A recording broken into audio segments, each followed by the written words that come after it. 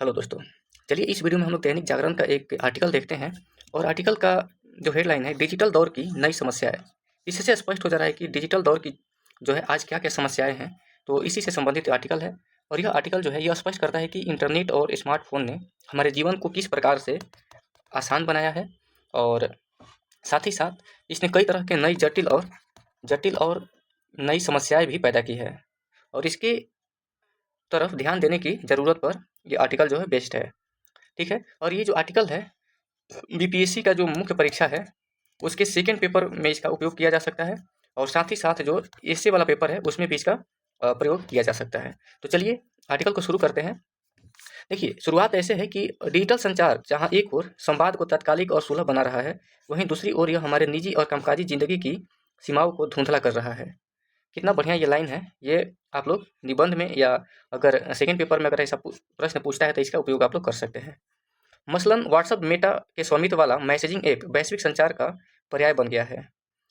स्टैटिस्टिका की आंकड़ों के अनुसार विश्व भर में लगभग 2.7 अरब और भारत में 50 करोड़ से अधिक लोग इस ऐप का इस्तेमाल करते हैं। यह अब मात्र व्यक्तिगत चैट तक सीमित नहीं रह रहा है बल्कि एक व्यावसायिक पारिस्थितिकी तंत्र बन चुका है। हालांकि हमें इस सुविधा की एक कीमत चुकानी पड़ रही है। हमेशा ऑन रहने की संस्कृति ने एक ऐसी स्थिति पैदा कर दी है जहां काम के घंटे अनिश्चित हो गए हैं। ठीक है। साल 2023 में आई स्लैक की स्टेट ऑफ वर्क रिपोर्ट के अनुसार दुनिया भर में 53% डेस्क वर्कर्स काम के बाद भेजे गए संदेशों का जवाब देने का दबाव महसूस करते हैं। ठीक है। देखिए ये बता रहा है कि अपने ड्यूटी ऑफ होने के बाद भी जो 53% ऐसे लोग हैं जो एक मैसेज के बाद जवाब देने का जो है दबाव महसूस कर रहे हैं। सेंसस वाइड द्वारा किए गए एक सर्वे के मुताबिक 88% कर्मचारियों से नियमित रूप से काम के घंटों के बाद भी उनसे काम से संबंधित संपर्क किया जाता है। देखिए 88% ऐसे लोग हैं जो अपना काम जो है यानी कि ड्यूटी कर चुके हैं उसके बाद भी उनसे काम के संबंध में ही संपर्क किया जाता है। ठीक है। अंतर्राष्ट्रीय श्रम संगठन यानी आईएलओ की रिपोर्ट भी इस बात पर प्रकाश डालती है कि डिजिटल उपकरणों का उपयोग करने वाले कर्मचारी न केवल अधिक घंटे काम करते हैं बल्कि अपने काम और जीवन के बीच संघर्ष का अनुभव करते हैं। व्हाट्सएप डिजिटल प्रेजिटिज्म नाम की एक इस नई घटना का नाम देता है। इसको डिजिटल प्रेटिज्म नाम दिया है व्हाट्सएप ने, जहाँ कर्मचारी दफ्तर में न होने पर भी ऑनलाइन उपलब्ध रहने के लिए मजबूर महसूस करते हैं। ठीक है। यह ईमेल प्रवृत्ति के ठीक विपरीत है, जहां कर्मचारी को सोचने और जवाब देने के लिए पर्याप्त समय मिलता था। व्हाट्सएप का ब्लू टिक और लास्ट सीन फीचर इस दबाव को और बढ़ा देता है, जिससे एक और लिखित अपेक्षा पैदा होती है कि संदेश देख लिया गया है तो उसका तुरंत जवाब भी दिया जाना चाहिए। ये बात सही है। देखिए डिजिटल प्रेटिज में जो है ये इसका अर्थ ये हुआ कि दफ्तर में नहीं होने के बावजूद यानी कि अपना ड्यूटी करने के बाद घर पर व्यक्ति रहता है तो भी ऑनलाइन उसको उपलब्ध रहने के लिए मजबूर महसूस करता है। क्योंकि अगर व्हाट्सअप आप लोग सब चलाते ही होंगे तो उसमें ब्लूटूथ टिक और ये ब्लू टिक का मतलब है कि मैसेज देख लिया गया है और देख लिया गया है तो उसका रिप्लाई भी करने के लिए एक दबाव तो रहता ही है कर्मचारी पर। ठीक है। तो एक आगे देखते हैं कि एक अनौपचारिक ईमेल के माध्यम से किए गए अतिरिक्त काम की अनुरोध करना आसान होता है, लेकिन वहीं अनुरोध अगर व्हाट्सएप पर एक अनौपचारिक मैत्रीपूर्ण संदेश के रूप में आता है तो उसे मना करना असभ्य लगता है। वस्तुतः हमारा मस्तिष्क एक समय में एक ही कार्य पर गहराई से ध्यान केंद्रित करने के लिए बना है, लेकिन व्हाट्सएप हमें लगातार कोड स्विचिंग के लिए मजबूर करता है। एक पल में ऑफिस का कोई महत्वपूर्ण काम, वहीं दूसरे पल में फैमिली ग्रुप पर व्यक्तिगत चैट। निरंतर मल्टीटास्किंग हमारी कार्यशील मेमोरी कमजोर करती है, जो बर्न आउट की ओर ले जाती है।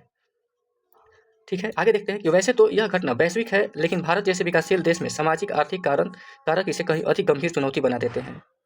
इस प्रकृति का असर निजी रिश्तों पर भी पड़ा है। परिवार या दोस्तों के साथ बिताया जाने वाला समय अब लगातार कामकाज संबंधी संदेशों से बाधित होता है।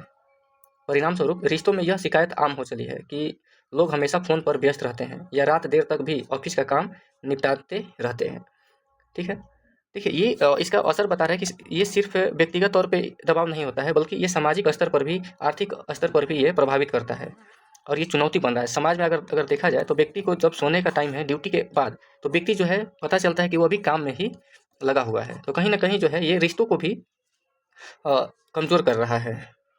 ठीक है। आगे देखा जाए तो मनोविज्ञानी इस घटना को टेक्नोफेरस कहते हैं, जिसका अर्थ है तकनीक द्वारा व्यक्तिगत संबंधों में पैदा हो जाने वाली बाधा। ठीक है। इस तरह है डिजिटल संचार ने काम और निजी जिंदगी की सीमाएं धुंधली की है और निजी संबंधों को भी प्रभावित किया है। ठीक है, यानी कि इस तरह की जो मैसेजिंग ऐप्स है, यानी व्हाट्सएप जैसे जो भी ऐप्स है, वो व्यक्ति का जो व्यक्तिगत जीवन है उसको बाधित तो कर ही रहा है। ठीक है, यानी कि सीमित कर ही रहा है निजी जीवन को। ठीक है, साथ ही साथ जो निजी संबंध है उसको भी ये प्रभावित करने का काम कर रहा है। आगे देखा जाए, अगला है कि लघु मध्यम उद्योगों और उद्यमों और असंगठित क्षेत्रों की समस्या। देखिए, भारत में लाखों लघु मध्यम उद्यमों और असंगठित क्षेत्रों के लिए व्हाट्सएप न केवल एक मैसेजिंग ऐप है, बल्कि उनका पूरा बिजनेस सिस्टम है। जो छोटे छोटे उद्योग हैं, एमएसएमई जैसे, उनके लिए व्हाट्सएप जो है एक मैसेजिंग ऐप तो है ही, बल्कि उनका एक बिजनेस सिस्टम के रूप में भी ये काम करता है। यह उनका CRM, order management system, marketing tool और ग्राहक सहायता केंद्र है। ठीक है, यह निर्भरता इतनी गहरी है कि इससे डिस्कनेक्ट होने का मतलब अक्सर व्यवसाय से डिस्कनेक्ट होना है। हालांकि इस कानून पर कई बार बहस तो हुई है, परंतु इसे यहाँ लागू करना एक जटिल चुनौती बनी हुई है।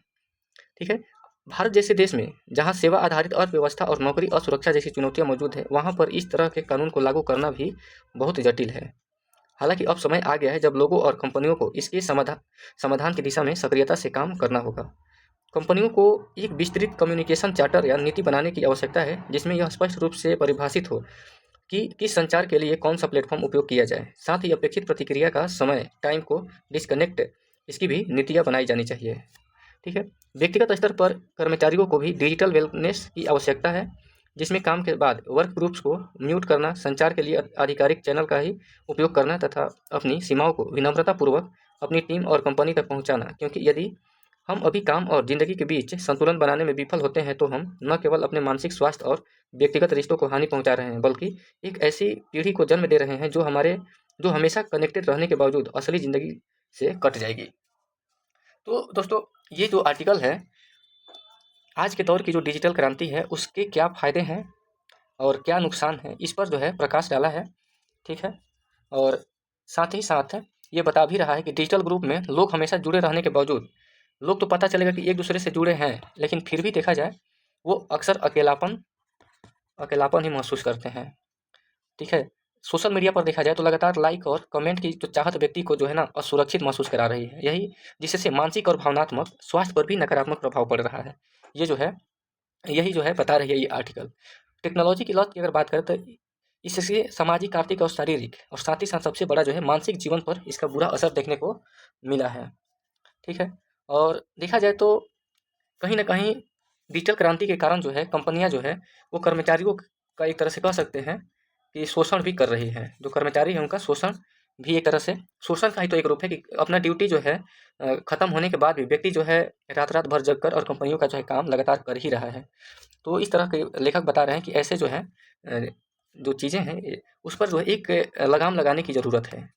और इसके लिए ज़रूरत है कि एक कानून बनाए सरकार, और कंपनी का भी एक अपना नियम होना चाहिए कि व्यक्ति को जो है एक स्वतंत्रता, यानी कि उसके निजी जीवन और निजी संबंध को कम से कम प्रभावित न किया जा सके। तो इस तरह के कानून बनाने पर जो है लेखक जोर दे रहे हैं। तो यही इसका जो है एक सार है पूरे आर्टिकल का। तो चलिए, बाकी वीडियो को आप लोग लाइक, शेयर और सब्सक्राइब जरूर कीजिए। बहुत बहुत धन्यवाद।